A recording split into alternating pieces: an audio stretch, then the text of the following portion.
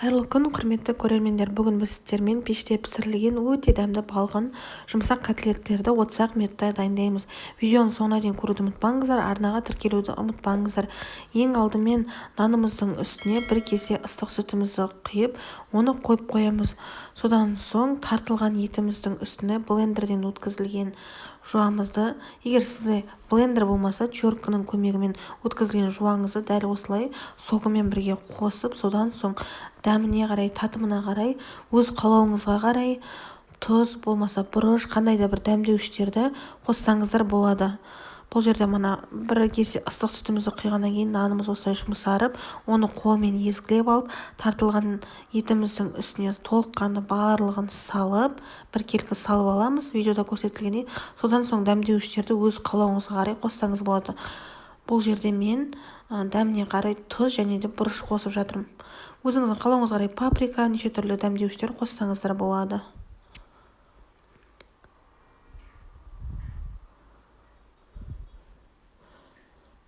Барлық көрсетілген рецепттерді төмендегі описание бөліміне жазып кетемін, сол жерден толыққанды қарасаңыздар болады.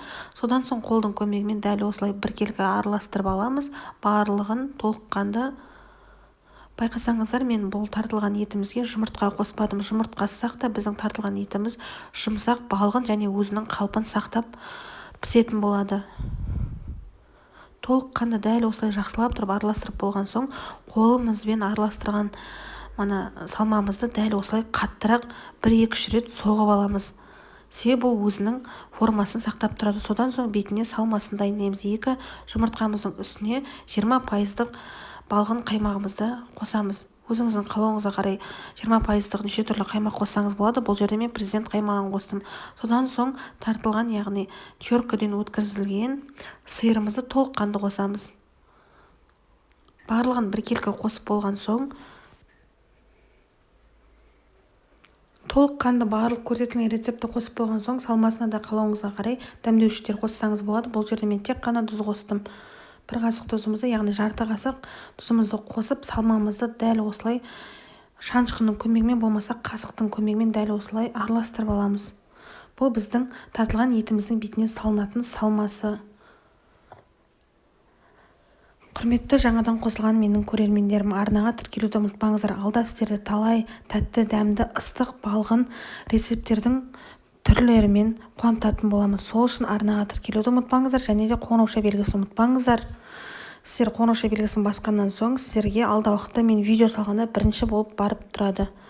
Дәл осылай тартылған етіміз дайындалып болған соң, дөңгелектеп оны табамызға салып аламыз. Содан соң қолдың көмегімен дәл осылай шұңқыр жасап, ортасына қарай шұңқырын жасап, бетіне жаңағы жасалған салмамызды біркелкі салып шығамыз. Видеода көрсетілгендей дәл осылай шет жағын көтеріп, ортасын шұңқыр қылып жасап аласыздар. Жаңағы жасалған салмамызды толыққанды салып шықсаңыздар болады. Бұл жерде менде 6 дана котлет, яғни пеште пісірілген котлетіміз шықты. Толыққанды қызып тұрған 180 градус пеште толыққанды беті дәл осылай қызарғанша пісіріп аласыздар. Әркімнің газовкасы әртүрлі, пеші әртүрлі, сол қызарғанша бетіне қарай пісіріп аласыздар. Қалауыңызға қарай гарнирді пюремен, болмаса риспен, болмаса неше түрлі аскөкпен ұсынсаңыздар болады. Арнаға тіркелуді ұмытпаңыздар.